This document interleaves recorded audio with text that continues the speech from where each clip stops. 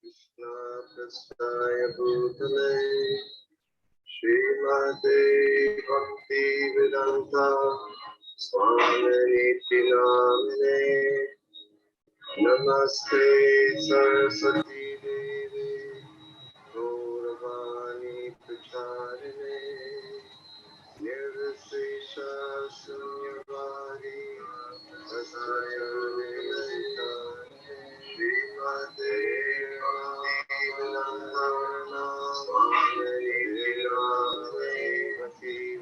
Namaste Saraswati Namaste Namaste Namaste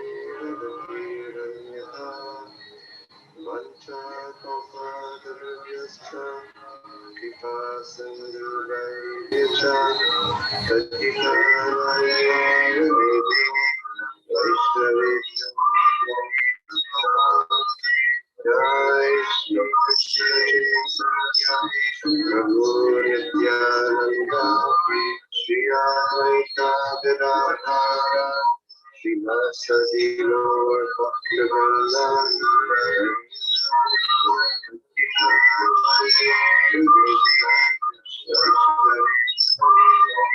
Hare Rama Rama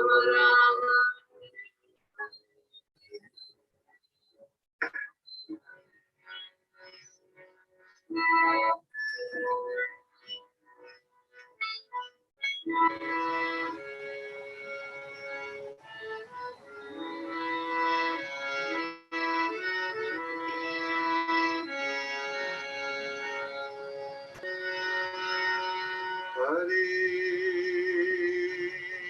Krishna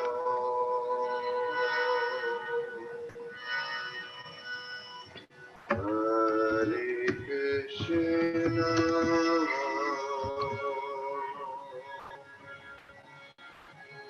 Krishna Krishna Hare Hare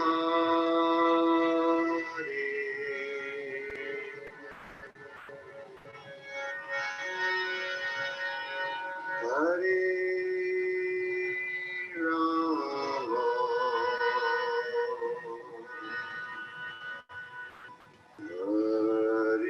Rama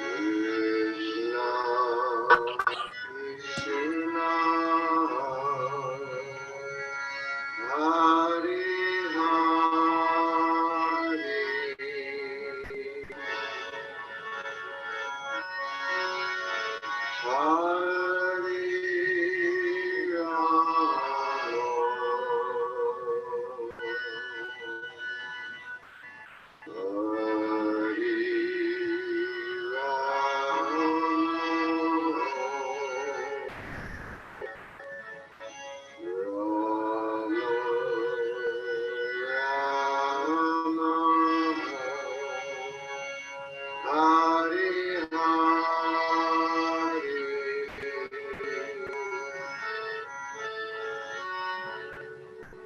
Hare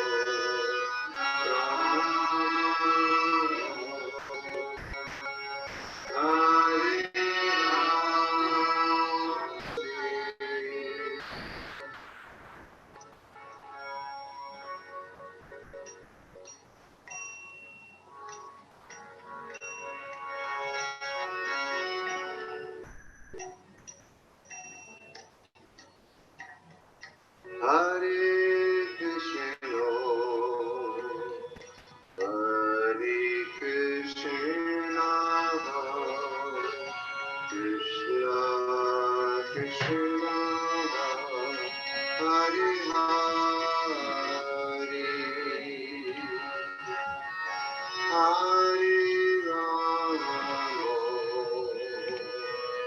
Hare Rama, Rama Rama, Hare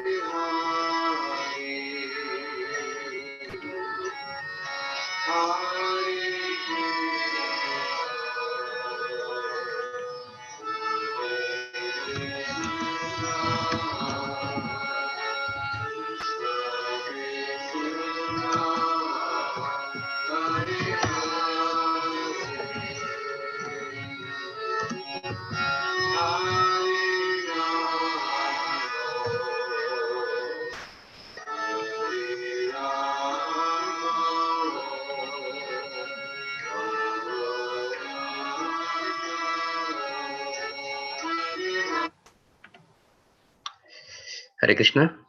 Please accept our humble obeisances of Srila Prabhupada. His Grace Shankrant Prabhuji will be joining in a few minutes. He just messaged. Please stay tuned. Prabhu, I'm here. Just I'll take 2-3 minutes to start. Okay, sure, Prabhuji. Thank you, Prabhuji.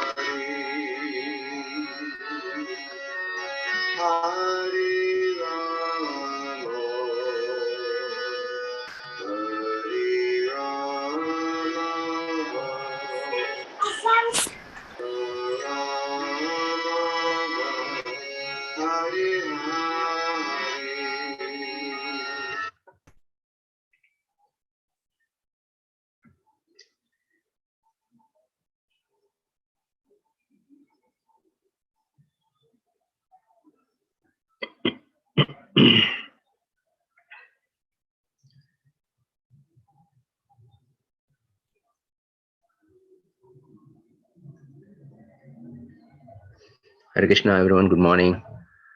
Please welcome to ISKCON Richmond Saturday program. Today we will be having the second part of our 4-part series, which is prayer to Lord Damodar. He is a darling of Vrindavan. So today we'll be hearing a lecture from His Grace Shankrant Prabhuji very shortly.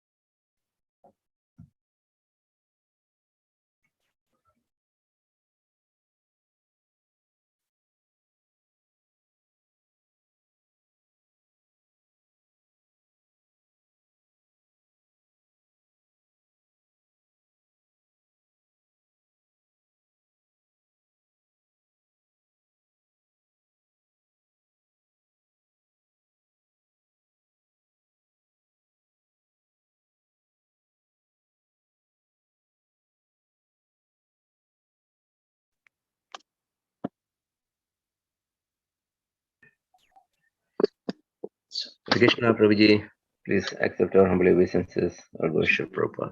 Jai Shri Prabhupada. 1 second. Yes.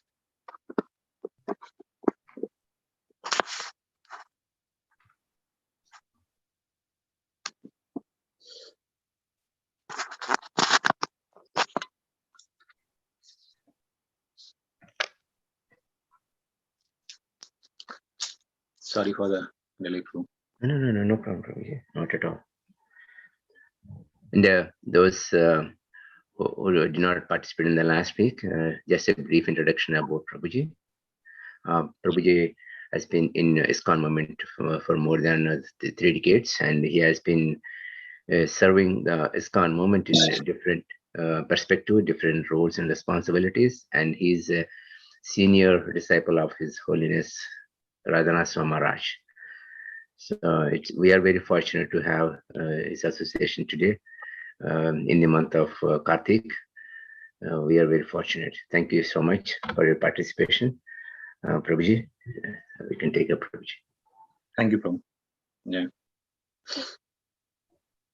Om Jnanatimirandasya Jnananjanachalakaya Chakshurunmilitam Yena Tasmai Shri Gurave Namaha.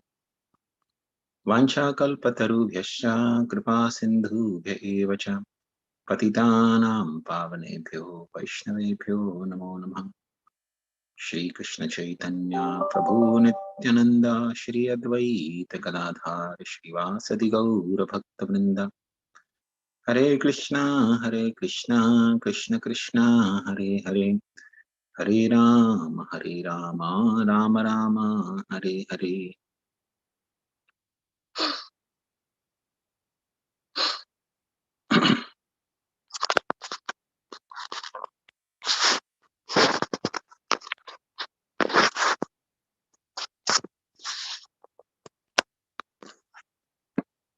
Okay. So first of all, I would like to thank all the devotees for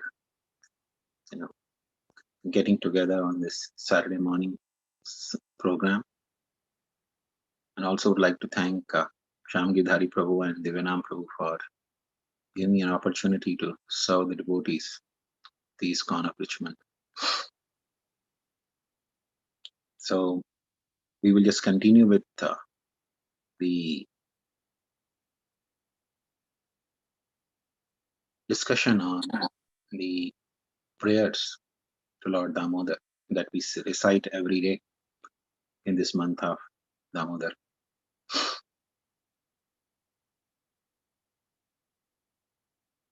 Om Jnanatimirandasya Jnananjanachalakaya Chakshurunmilitam Yena Tasmai Shri Gurave Namaha. Shri Chaitanya Manobhishtam Sthapitam Yena Bhutale Swayam Rupa Kada Mahyam Dadati Swapadantikam. Vandeham Shri Guru Shri Yuta Padakamalam Shri Gurun Vaishnavamishcham Sri Rupam Sagrajatam Sahagana Raghunathanvitam Tam Sajivam Sadvaitam Savadhutam Parijana Sahitam Krishna Chaitanya Devam Shri Radha Krishna Pada Sahagana Lalita Shri Vishakhanvitamischa. He Krishna Karuna Sindho Deenabandhu Jagatpate Gopesha Gopika Kanta Radha Kanta Namostate Tapta Kanchana Gaurangi Radhe Vrindavaneshwari Vrishabhanu Sute Devi Pranamami Hari Priye. Vancha Kalpatarubhyascha Kripa Sindhubhya eva cha Patitanam Pavanebhyo Vaishnavebhyo Namo Namaha. Shri Krishna Chaitanya Prabhu Nityananda Shri Advaita Gadadhar Shri Vasadi Gaura Bhakta Vrinda. Hare Krishna Krishna Krishna Hare Hare Hare Rama Rama Rama Hare Hare. Hare Krishna.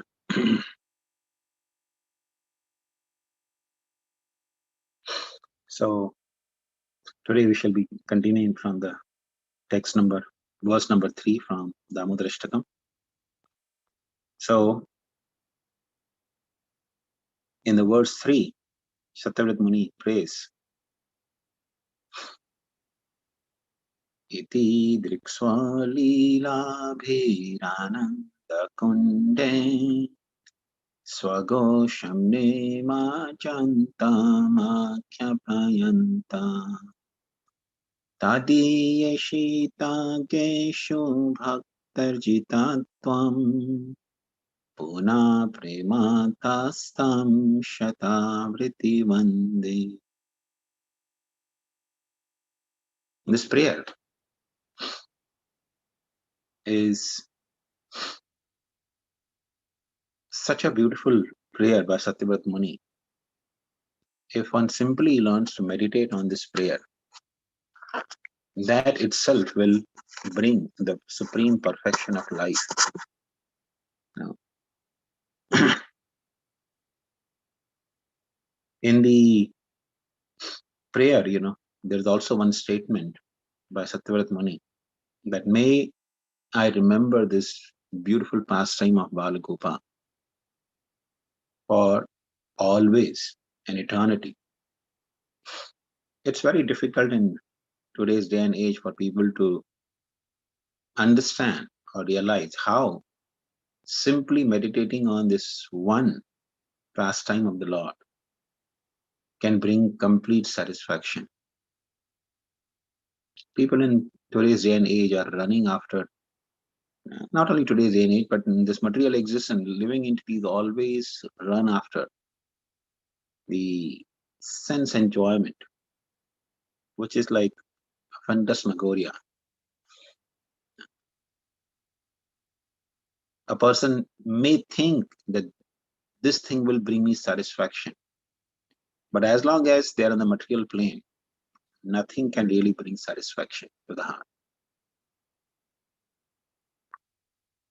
Everything and everyone in this material world is simply meant for increasing the frustration and dissatisfaction in our heart.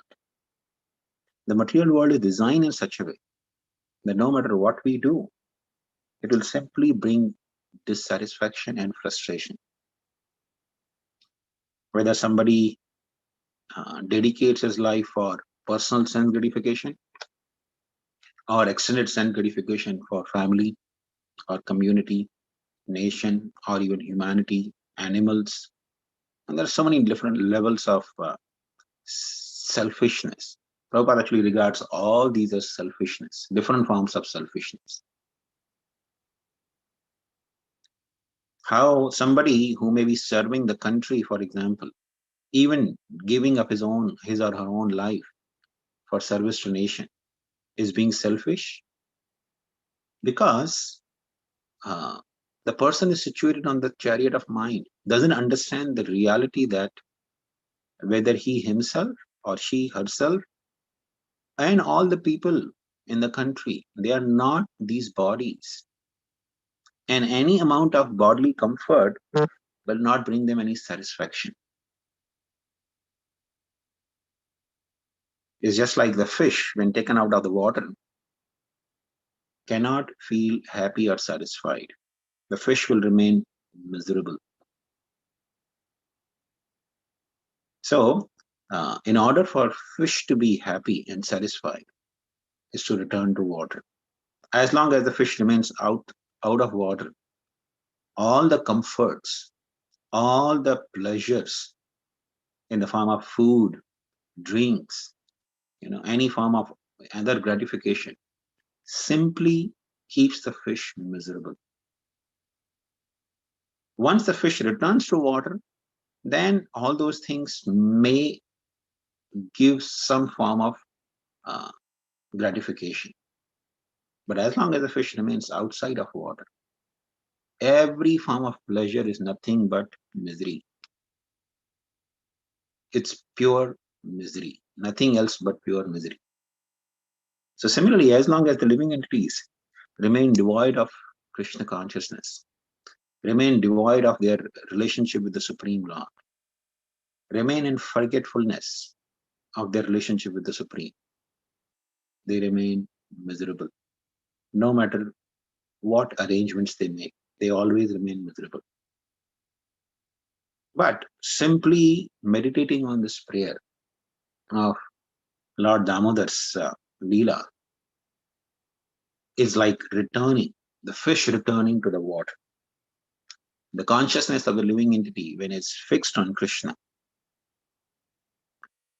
can bring complete satisfaction. Shukadeva Goswami, who was a perfectly self-satisfied monist, Shukadeva Goswami was actually a liberated soul right from the birth. He had no interest in anything of this world. He already knew that he is not this body but a spirit soul, and soul has no satisfaction in anything of this material. Nothing can really give enjoyment or satisfaction to the soul. And yet, when he heard the words of glorification of the Supreme Lord, 2 simple stanzas from Srimad Bhagavatam he heard, his mind was completely mesmerized and attracted. And he returned home. Before that, Vyasdev was running behind him and he didn't even care. His father is calling him from behind, my son, please come back. And he least cared about, complying with the request of his father. But as soon as he heard the 2 verses from Srimad Bhagavatam, he was very eager to return home and learn the entire Srimad Bhagavatam from his father. So even a person in the level of Atmara, or fully self-satisfied, becomes more satisfied or finds complete satisfaction. As Srimad Bhagavatam says, Yena Atma suprasidhati. Prasita means to become satisfied, and su means when the su is added in front of it, it becomes a comparative degree, the highest degree of satisfaction. Complete satisfaction. So there can be no greater satisfaction or even equal to that satisfaction anywhere. So therefore, simply by meditating on this one prayer or this one pastime of Lord Damodar, one can find the complete satisfaction of the heart. So Satyavati says, iti. Iti means like this kind of pastimes of Krishna. Iti idrik swalilabhi.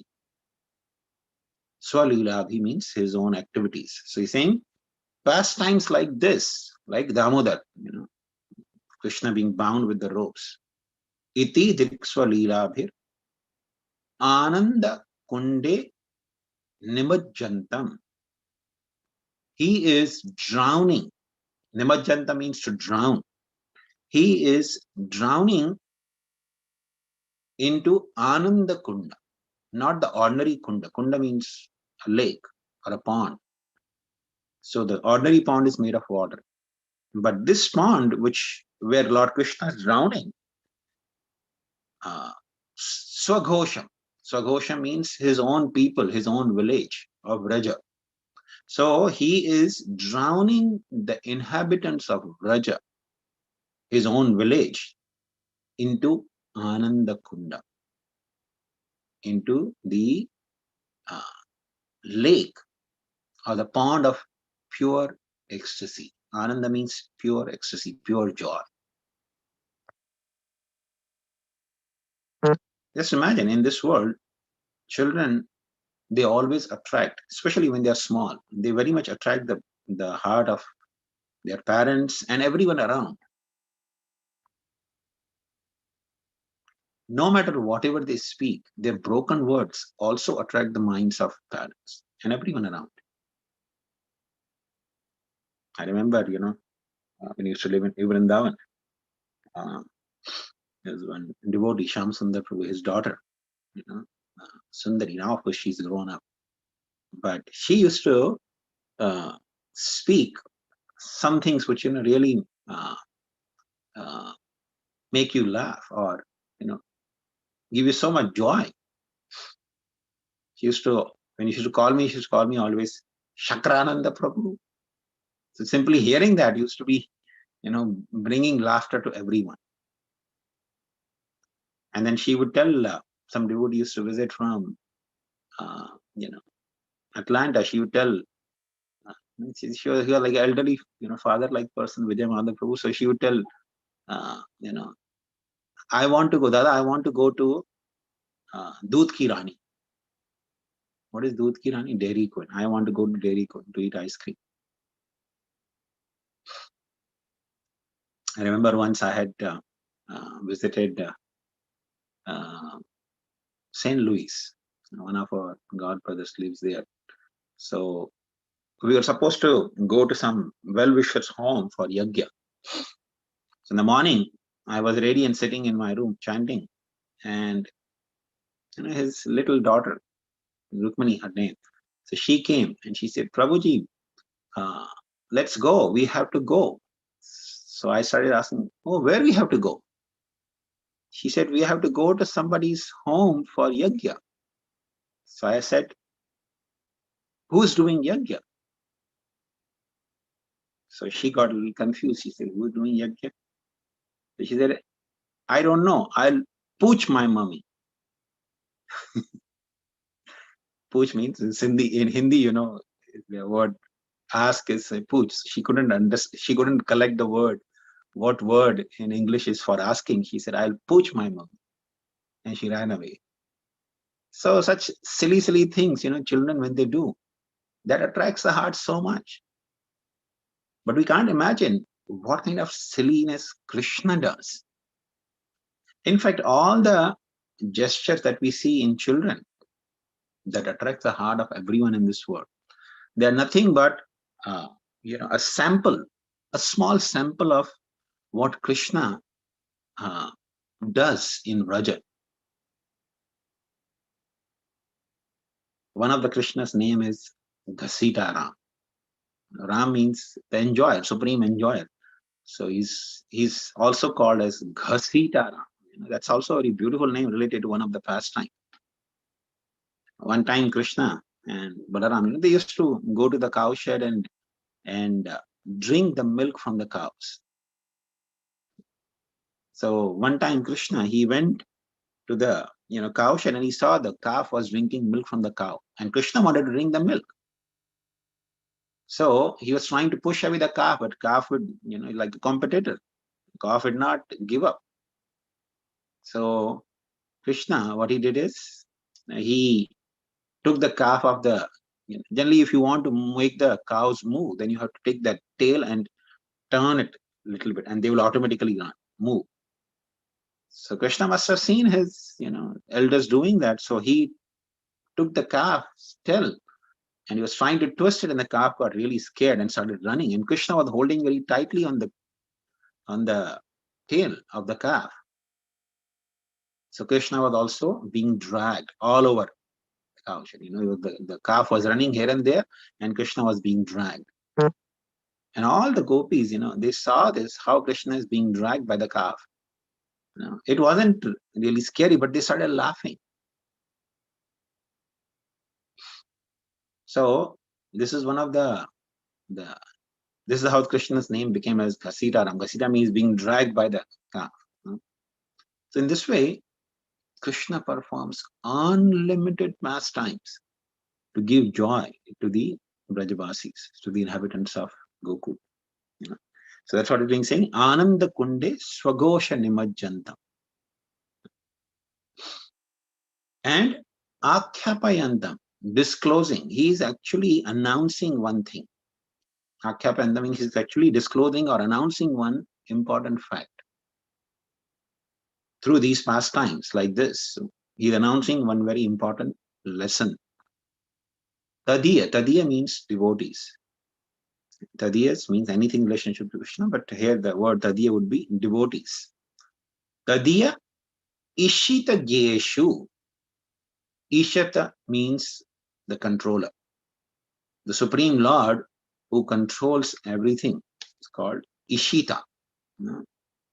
Gyeshu means the knowledge about. So devotees who are conscious or who have knowledge about Krishna's controlling aspect. Tadyeshi Tageshu Bhakter Jitatva. So he's announcing to such devotees who are always conscious of the Supreme Lord, that the Lord is Supreme Controller.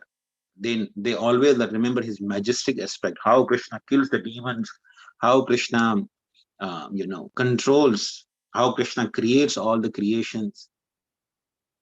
So devotees may think, oh, I have so much knowledge.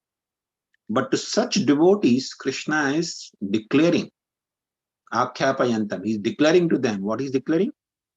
Bhakter Jitatva. I am controlled, I am conquered by my pure unalloyed devotees, who have no conception of me being the controller. This is such a very beautiful lesson Krishna is trying to teach. Krishna is always controlled by his devotees. Ajita jitopi tastram loke. In this world, Krishna is known as Ajita, but Ajita jitopi. Lord Brahma says in his prayers, even the unconquerable Lord, Ajita, is easily conquered. So this is a very crucial lesson. Krishna is conquered by his devotees through the devotion. Of course, in the scriptures we have a lot of examples how Krishna is conquered by his devotees. So, for example, Bhishma Dev. Bhishma Dev in his battlefield of Kurukshetra, a beautiful pastime, one time Duryodhan, he actually accused Bhishma Dev that, my dear grandfather, I know that you are such a powerful warrior. If you want, you can finish the entire battle in one day. You can kill all the 5 Pandavas if you so desire, but you are not being loyal to me. You're fighting on my side, but you are disloyal. So Bhishma Dev, then he took out some 5 celestial weapons. He said, okay, if tomorrow, I'm going to kill the Pandavas with these 5 arrows. Just be happy and pacified. Tomorrow Pandavas are going to die with these. I'm going to use these 5 arrows. So Duryodhan got a little doubtful. He thought, if tomorrow Pandavas come and they ask for these 5 arrows, then he will give them. So he said, okay, you give me these 5 arrows, I'll give you tomorrow on the battlefield. And Bhishma Dev was a little disgusted with Duryodhan. He said, okay, you take these arrows. So Krishna, he is Paramatma. He knows, what is transpiring exactly. So he knew these 5 celestial weapons Bhishma has kept for killing Pandavas. And he has given promise to Duryodhan that he will kill the Pandavas with these 5 arrows. So Krishna, he told Arjun, do you remember when you were in Gurukul, Duryodhan he was once very happy with your performance in archery. And he told you, you ask me any boon, I'll give you.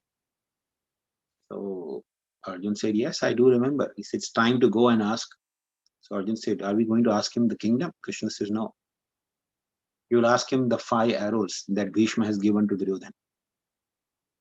Krishna explained everything to Arjun and they both went. And in those days, the battles used to be conducted on dharma-based. That means in the daytime, from sunrise to sunset, both the parties would fight like enemies, desperate to kill each other. But as soon as the sunset happens, the battle would stop. And both armies, because mainly they were relatives from one family, and they were all related to each other. So even the soldiers, They were related to each other, although they were in the different armies, two opposing armies. So they would become friends. They would even go to each other's camp and eat and spend time together. In the morning again, get up and start fighting. So Krishna and Arjun, they came to the camp of Duryodhana. They went to meet Duryodhana, and Duryodhana welcomed them. He was also Kshatriya. So he welcomed them very well.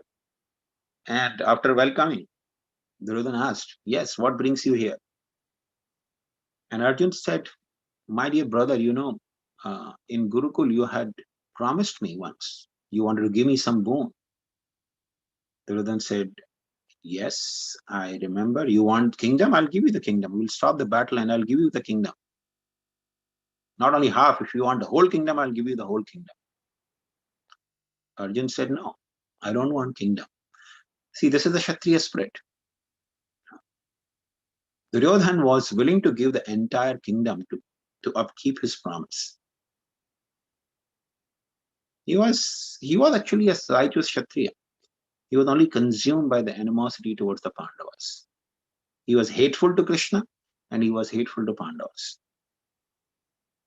So Arjun said, no, I don't want the kingdom. Kingdom I will fight for. Because Kshatriyas, they never beg for the kingdom. They fight for the kingdom. He said, I will fight for the kingdom. I want those 5 arrows that Bhishma Dev gave you yesterday. I want those 5 arrows. And Duryodhana, without hesitation, took out the 5 arrows and gave it to Arjun. Because he was a Kshatriya. So no second thought. So next day in the morning, in the battlefield, when Bhishma asked for those arrows, Duryodhana explained everything, that how Krishna came and Arjun asked me for those 5 arrows and I had to deliver because I had promised him. So Bhishma started smiling. So he told Duryodhana, today on the battlefield, Arjun is going to die. Only one thing that can save Arjun is when Krishna breaks his promise. If he picks up the weapon, Krishna picks up the weapon to protect Arjun, then only Arjun will be spared. Otherwise, Arjun is going to die today. So Duryodhana was very happy hearing this. Because he knew that Krishna is very righteous. He will never break his promise. So he considered Arjun as good as dead. And he knew that if Arjun is dead, then battle is almost over, because on the Pandava side, Arjun was the one who was actually keeping the whole army practically protected. Otherwise, Dronacharya and Karna, they were capable of, even Bhishma, they were capable of, finishing the entire army. But Arjun was the one who was holding them back. So Duryodhana became very happy. So that day, Bhishma fought with so much valor. He completely shattered, the chariot and everything of Arjun. Arjun was practically rendered helpless. When his chariot was broken, he was standing on the ground. So Bhishma, picked up the arrow to shoot at Arjun and kill. And that is the time when Krishna, simply to satisfy Bhishma Dev. Now that it's not that Krishna could not have protected Arjun without breaking his promise. Krishna is fully capable. He's capable of doing anything and everything. But because Bhishma is such a pure devotee of the Lord, Arjun is also a pure devotee and Bhishma is also a pure devotee. So now Bhishma has taken a vow that Krishna has to break his promise or Arjun is going to die. So Krishna wanted to keep that promise of Bhishma Dev intact. And therefore, Krishna didn't care for his own promise. Simply to satisfy Bhishma and give joy to the heart of Bhishma Dev, he picked up the broken, the wheel of a broken chariot and ran towards Bhishma Dev, as if going to kill Bhishma Dev, because Krishna has become so disturbed that Bhishma is going to kill his devotee Arjun. So Krishna expressed immense anger, ready to kill Bhishma Dev. And Bhishma Dev was so satisfied seeing Krishna breaking his own promise to satisfy Bhishma Dev's promise. Bhishma Deva was so joyful. He actually kept aside his weapons and he was ready that, yes, Krishna should come and kill me. Now, Bhishma Deva, during his prayers, he was remembering this beautiful scene, how Krishna, when he picked up the chariot wheel and rushing towards him, he dropped even his upper garment. His upper garment fell. He was running with such speed to kill Bhishma. Just like a lion, an angry lion is rushing towards an elephant. If you ever see a documentary how a lion kills an elephant, that will give some idea. Bhishma Deva was not an ordinary warrior as well. His demeanor is compared with an elephant. So Krishna rushing towards Bhishma Deva was giving so much joy to Bhishma Deva. He was meditating even when he was passing away from this world. He was remembering this beautiful pastime of the Lord. So Krishna loves to be defeated by his devotees. He's conquered by his devotees. When Krishna went to Mathura, and all the cowherd boys also, along with the cowherd men, like Nanda Maharaj and other elderly men of Raja, they all went to Mathura because Kamsa had invited all of them. So on the Rangbhumi, what is the wrestling arena, where Krishna was wrestling with, Krishna and Balram, they were wrestling with the Chanur, Mushtik, Shal, Toshal, and Kuta. So Krishna Balram killed all those wrestlers. And the cowherd boys, they were stunned because they could see the wrestlers were so huge and powerful. And Krishna and Balram, they looked so delicate. They had such delicate and beautiful forms. But the wrestlers looked like mountains. Their bodies were like thunderbolts, very, very strong. So the cowherd boys were stunned that how Krishna Balram could kill these wrestlers. And after Krishna killed Kamsa, Sridhama, he jumped because Sridhama used to always wrestle with Krishna. And Krishna was always defeated by Sridhama.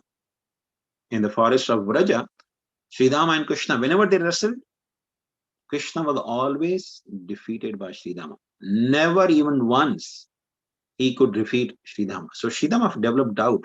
Oh, Krishna has become more powerful. Looks like he become more powerful. He jumped in the arena. He told Krishna, Krishna, I want to wrestle with you.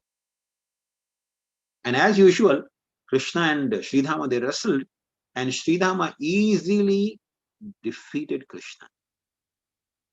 And Sridhama said, oh, you are still same Krishna. I was thinking you have become more powerful because you could kill these wrestlers. So since you killed these wrestlers and I can defeat you, even I could have defeated these wrestlers easily. So this is the love of Brajavasis. This is the love of devotees which Krishna is easily conquered by. This is the lesson Krishna is announcing. Akhyapayantam. He is announcing to all the devotees who are very much, attracted to Krishna's, opulences and have the devotion mixed with reverence.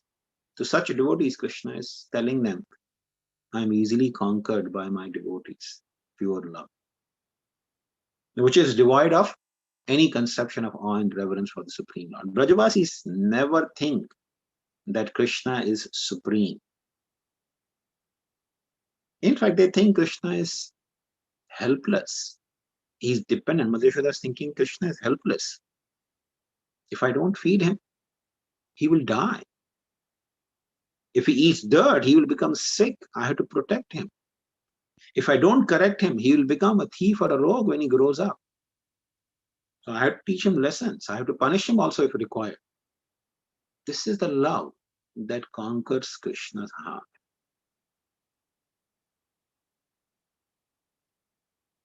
Punha prematastam shatavatim mante. So says Puna again.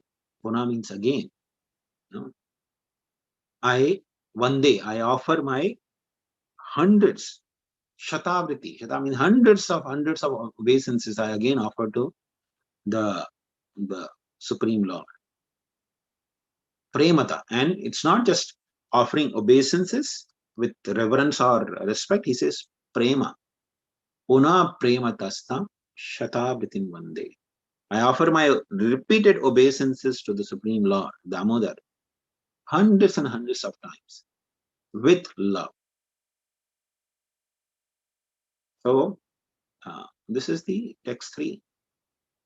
This is a beautiful prayer.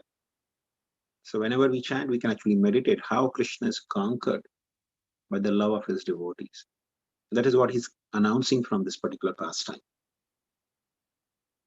Then, text 4 of the Damodarashtakam is Varam Deva Moksham Na Mokshavadim Va Nachanyam Vreneham Vareshadapiham Idam Deva Purnatha Gopala Balam Sada Me Manasya Virastam Kemanye. So it says Varam. Varam means boon or benediction. You say Var, koi var mango. So Varam means the boon or benediction. Deva. The word Deva indicates the Supreme Lord who is capable of giving boon. So Satyavrat Muni is not asking a boon from anyone and everyone on the street. He is asking the boon from Deva, the Supreme Lord who is capable of giving any boons. This is very important aspect of our life. We should always remember. Many times devotees, they offer prayers or offering prayer is okay, but offering blessings. Say for example, we go to somebody's marriage, and they say, oh, wish you a very happy married life, and you see after 2 years they are filing divorce. So that means your wishes went, your prayers or wishes, or even your blessings, they all became useless. People in ancient times used to be very conscious while giving blessings or benedictions. They used to know their boundaries. I think we have discussed before also, but Jayadratha, he approached his father. He said, my dear father, because his father was also a great Rajarishi. So he said, my dear father, give me boon like Bhishma received the boon from his father, Shantanu, that he will die only at his own will. So give me also similar boon that I may die at my own will. His father said, my dear son, sorry. I am not as powerful as Maharaj Shantanu. I cannot give you that boon. And you are also not qualified like Bhishma Dev to receive such a boon. But I can give you some other boon. So people used to be conscious. They used to be conscious of what boon they give, what are their limits, what blessings they offer. Their blessings should not go in vain. So similarly, Mother Gandhari, she refused to give Duryodhan the blessings. Duryodhan went before the battle was starting, battle of Kurukshetra was starting. He said, Mother, please bless me that I may be victorious in this battle. Mother said, no, you're not qualified for that blessings. I cannot give you that blessing that you will be victorious. You are on the side of Adharma, and I cannot bless Adharma to be victorious. She refused to give him blessings because she was a powerful lady. Her blessings, meant a lot. But she refused to give that blessing to her own son. So the boon is given by the great personalities with a lot of responsibility, and even boon was sought by the seekers, knowing the capability of the person. So Satyavrat Muni is praying here, Deva, oh my Lord, you are capable of giving any kind of boon. Therefore, I'm asking this boon, Varam. What boon I'm asking? Moksha na. I'm not asking for moksha. First he's saying, I don't want moksha, liberation. And the na is also applicable to the next thing that he's asking. Moksha avadhim. So I don't want moksha, I don't want liberation. So liberation generally means merging into the Brahman effulgence. But he says, moksha avadhimva. I don't want even imperishable liberation. This is very, very important. Avadhim, vada means to die or destroyed, and avadhim means which is not destroyed. So from this statement of Satyavani, looks like very much supporting the statement from Srimad Bhagavatam. Aruya krikshena param padam tata patanti adha anadita ishmadangraya.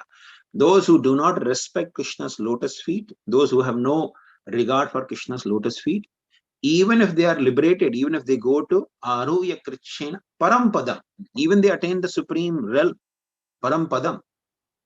But patanti adha, they again come back to this material world. So even if they are liberated, they eventually come down back to the material world. So their liberation is vada, is destroyed in due course of time.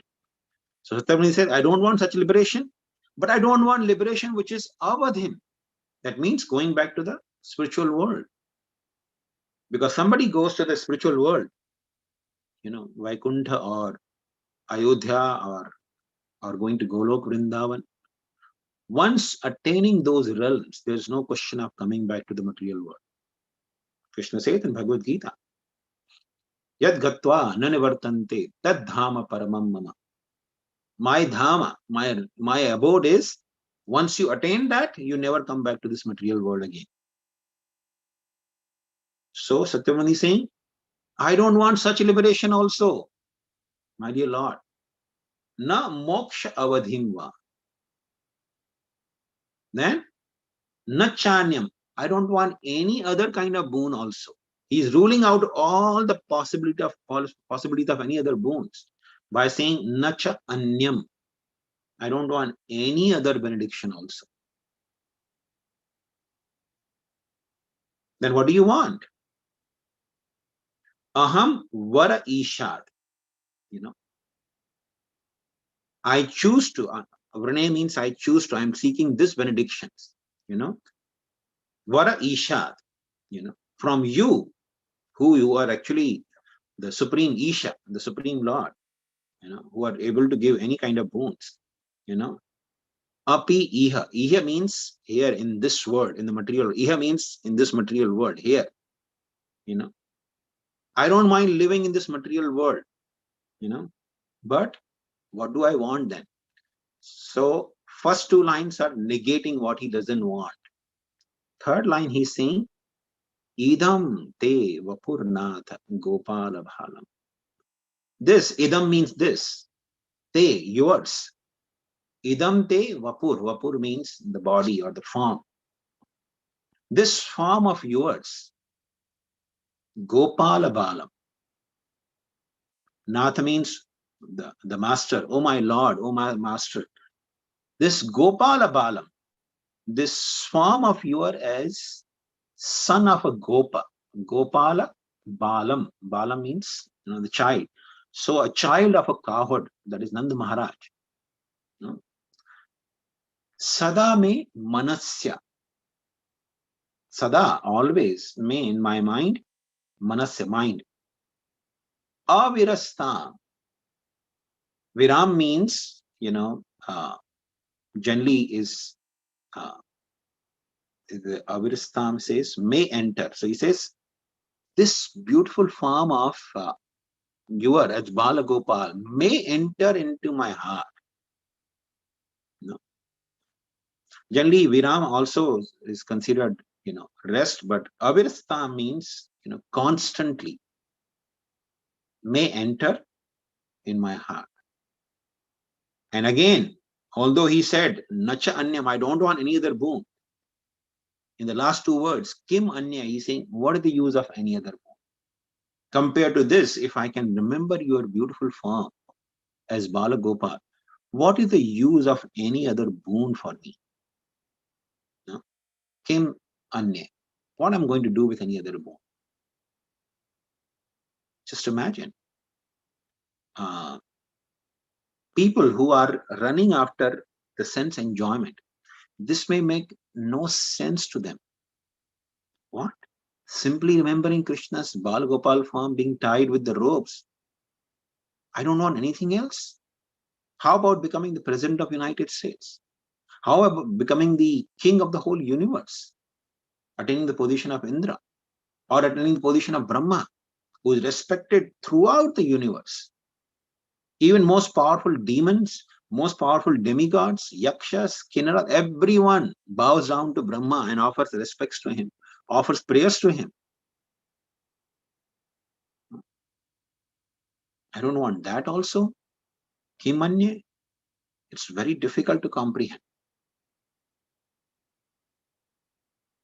Because the position of people in this world is, especially in Kali Yuga where we're living in, people are so dull-headed.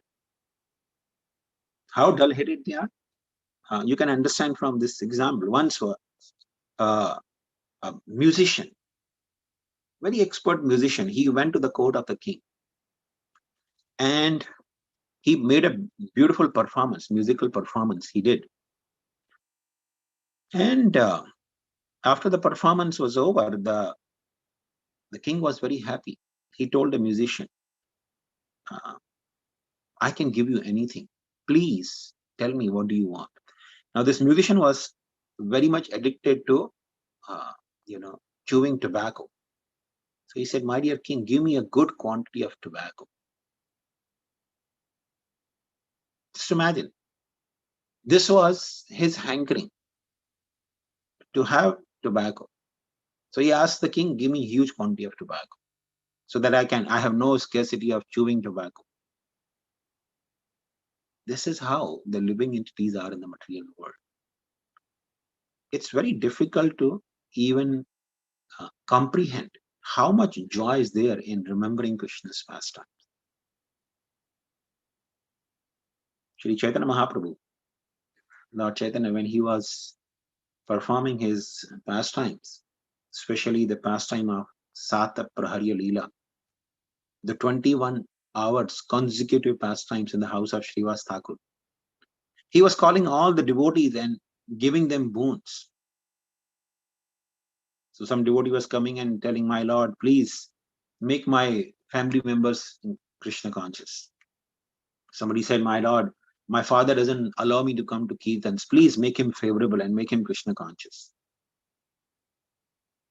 So different devotees were asking different boons. There was one devotee of Lord Chaitanya, his name was Sridhar. He was very poor, utterly poverty-stricken person. It's amazing how Krishna can make, arrangement for his different devotees to be living under different circumstances. Lord Chaitanya had another devotee named Pundarik Vidyanidhi who had so much opulences. He was living in great opulences. Anyone, ordinary person saw him, not only he was living in opulence, but he was living luxuriously, enjoying the luxuries of life. Any ordinary person who saw him, they would think, oh, he's a highly materialistic person. But he had so much immense devotion to the Lord. And on the other hand, Sridhar Kolavicha was utterly poverty-stricken. He had a thatched hut, but hut would leak. The water in the rainy season would drip everywhere in the hut.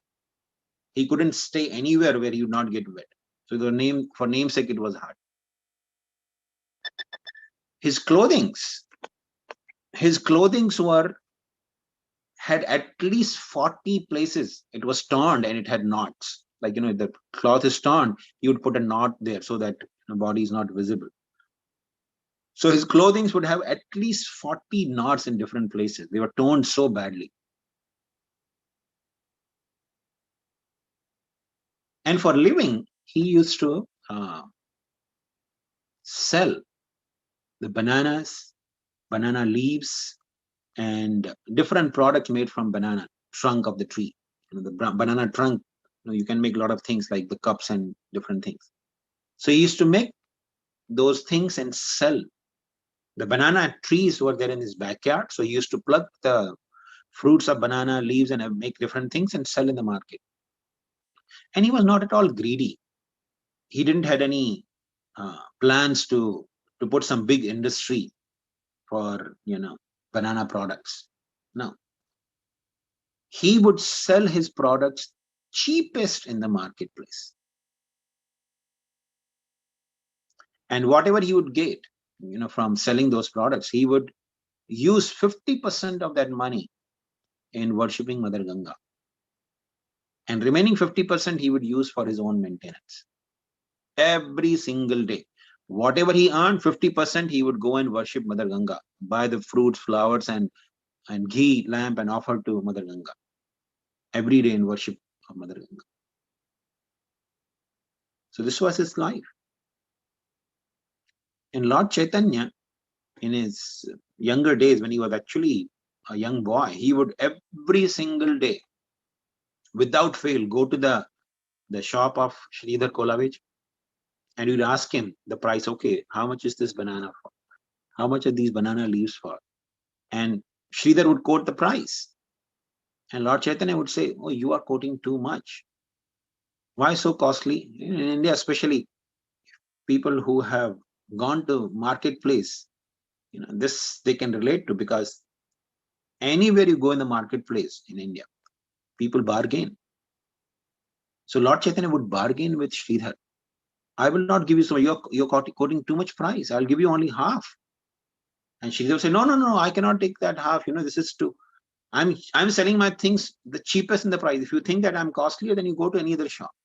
And Lord Chaitanya say, why should I go to any other shop? You are a good supplier. I've been always taking from you. I will not go anywhere else, but you have to give me half of the price. And Sridhar would argue, no, you cannot get it for half price. And Sridhar would say, whatever money I get, 50% I use it for worshipping Mother Ganga. And only 50% is, what I get to maintain myself. So Lord Chaitanya said, well, Ganga is my maid servant. It has come from my feet. So don't worry about Ganga. Just give it to me for half the price. And Sridhar, he was a devotee. He was a Vaishnava. He didn't know by then that Lord Chaitanya is the Supreme Lord. So if anyone speaks like this, the Vaishnava will cover, Vishnu, Vishnu. He would tell Nimai, why are you so arrogant? You are saying that Ganga is coming from your feet? Are you Lord Vishnu? People, when they grow up, they become more sober, but you are becoming so restless as you are growing. Now you're calling yourself as Vishnu, the Lord of Mother Ganga. So in this way, Lord Chaitanya would argue and irritate Sridhar Kolavich, and Sridhar would finally say, okay, take whatever you want to take. So Lord Chaitanya would just take the stuff from Sridhar without paying anything. And this was daily affair for Sridhar. Later on, when Sridhar, Lord Chaitanya revealed to Sridhar during the Sataprahar Leela that he is the Supreme Lord. He called Sridhar, Sridhar, come and ask any boon from me. And Lord Chaitanya told Sridhar, Sridhar, if you want, I can make you Indra, the king of heavenly planets. Just imagine, Sridhar was living in utter poverty. And Lord Chaitanya is telling him, I can make you the king of heaven. I can make you Indra. If you want, I can make you Brahma. If you want, I can take you back home, back to God, into the spiritual world. Ask me any boon that you want. What did Sridhar ask for? Sridhar said, my dear Lord, I ask only for this one benediction. Birth after birth, let that Nimai Pandit come to my shop every day, argue with me for the prices of my products, and take away my products by force. Let it happen birth after birth, that you come to my store and argue with me for the products, the price of the banana products. And Lord Chaitanya and all the devotees, they were so happy hearing this benediction asked by Sridhar Kolavich. Just imagine if you are in such a poverty, and when the Lord is willing to give you any benediction, this is what Sridhar asked for, because to his heart, that was much, much more valuable than even attaining the position of Brahma or Indra or any other, liberation also in the spiritual world. It was more valuable to him.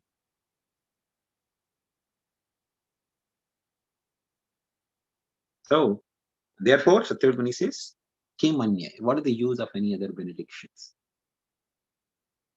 And the next verse, text 5, Satyavati says, Idam te mukham bhojam atyanta nilen ritam kundalay snigdha raktasya gopya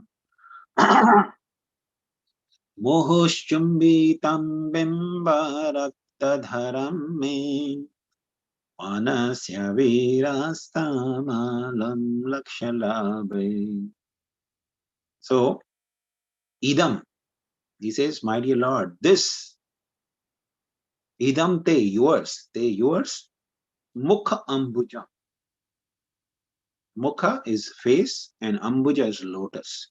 So, my dear Lord, your lotus-like face, this, your lotus-like face, which is atyanta nilayar, which is, atyanta means too much or deep. Nilayar means blue, which is deep blue. In other words, which is dark complexion. So, my dear Lord, your beautiful face, the dark complexion, beautiful face, which is like lotus flower. Ritam kuntalai. Ritam means surrounded or covered. Kuntalai means curly hair. So, this beautiful face of yours, the lotus-like face of yours, is surrounded, is covered with locks of curly hair. Ritam kuntalai. Snigdha raktai. No? Snigdha means glossy and raktai means reddish. So your face, which is dark complexion, is having reddish glossy hue. So you can imagine, he's describing the beautiful face of Krishna. Krishna's beautiful face is dark complexion, but it has a tinge, it has the hue of raktai, it is tinge of reddish and it's glossy. Snigdha raktaish. Cha gopya muhushchumbitam. And gopya means one particular gopi is referring to. Muhushchumbitam. One particular gopi is kissing your face. Muhush means again and again. Chumbitam is kissing. So, this gopi could refer to Mother Yashoda. But Sanatana Goswami also explained this could refer to Srimati Radharani also, because she also kisses Krishna's face again and again. So, of course, here, because this is Damodar Leela, so this is practically referring to Mother Yashoda. But Gopyas muhushchumbitam, no? So because of the again and again kissing by these gopi, your face has developed a reddish hue. Though it's a dark complexion, lotus-like dark complexion, but has developed reddish hue because of again and again being kissed by the gopis. And bhimba rakta dharamte. Adhara means the lips, they are of the bimba rakta. Bimba fruit. I don't know how many of you have seen the bimba fruit. I'm sure everybody has seen, because especially, in South India, they make a lot of vegetables from bimba. Bimba is something we call as tendli. We get an Indian store. So the tendli is called bimba in Sanskrit. So it's generally green, but when it's ripened, fully ripened, if you let it ripe on the tree or in the plant, it'll become deep red. I think Diwali is coming, so Diwali time they use it a lot, because this bimba is considered one of the favorites of Mother Lakshmi. So Lakshmi Puja, they use this bimba fruit, this tendli. So Krishna's lips are reddish like bimba fruit, the ripened bimba fruit. He says, Bimba Rakta Adharam. So he is meditating on the beautiful face of Krishna and his lips, which are reddish like bimba fruit. So he's saying, Manas Avirastam, my dear Lord, Avirastam. Viram means to stop, and Avira means without stopping. 24/7. That's the meaning of Avirastam. He says, Manas Avirastam Alam Lakshalabhay. May this beautiful form of yours enter in my heart without any stopping, 24/7. Alam, I consider this better. Alam means better. Lakshalabhay. Laksha means lakhs. 100,000 is called Laksha. Lakshalabhay.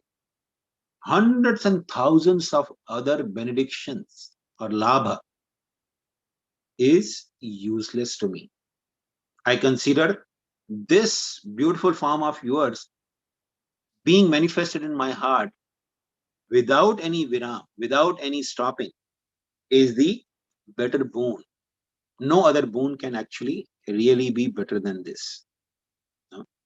So this is the beautiful meditation by Satyavrat Muni on this beautiful form of Krishna.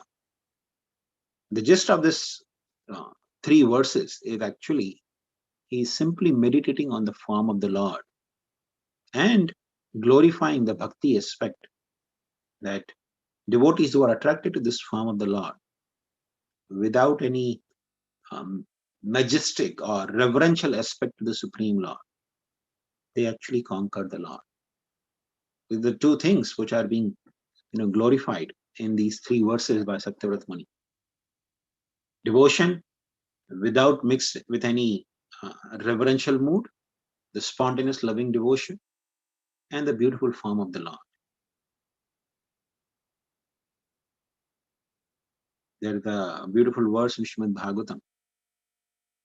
It says,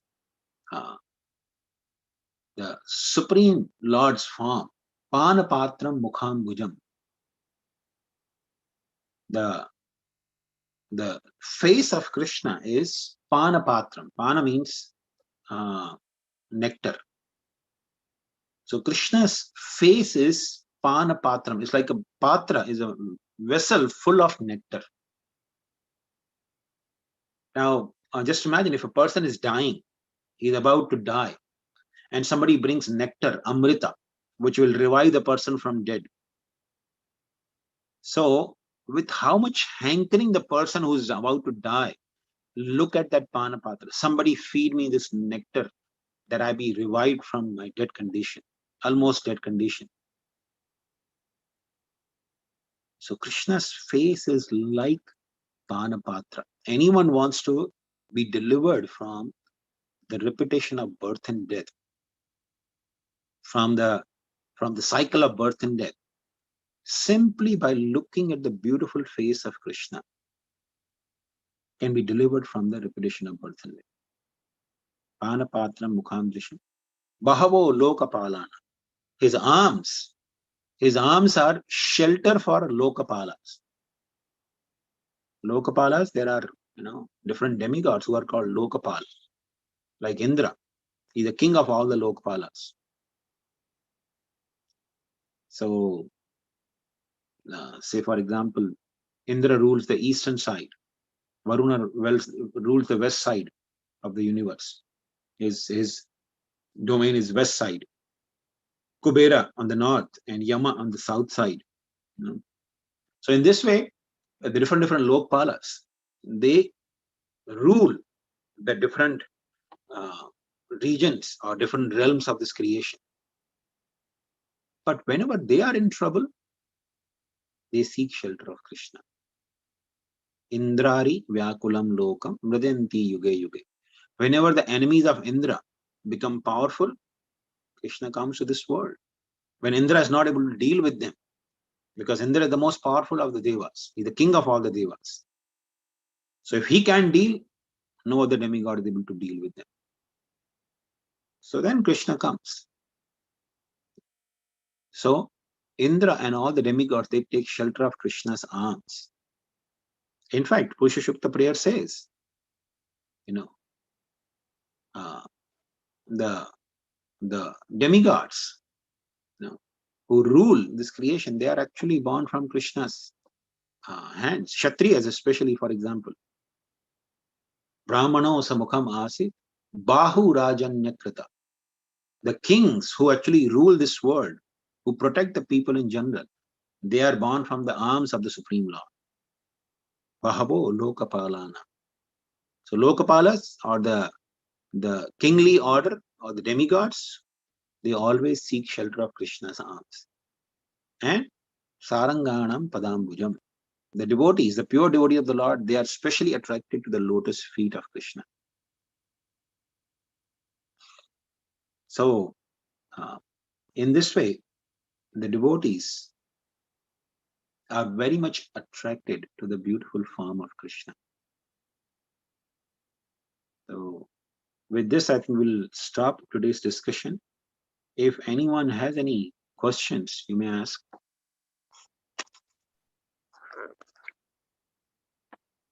Thank you so much, Prabhuji. Such a nice class. Thank you so much. Hare Krishna devotees, anyone has any questions?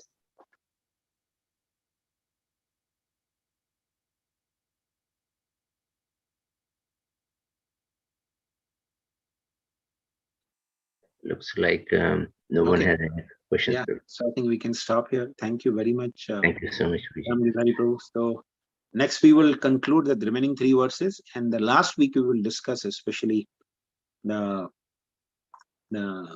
pastime, the entire pastime of Damodar Leela. Oh, very nice, Prabhuji. Yeah, thank you so much. And I'd like to announce, so for the devotees, like next week we have a part 3 session of the 4-part series at the same time, 10 a.m. EST. Please join, and looking forward for all your associations. Thank you so much. Thank you very much.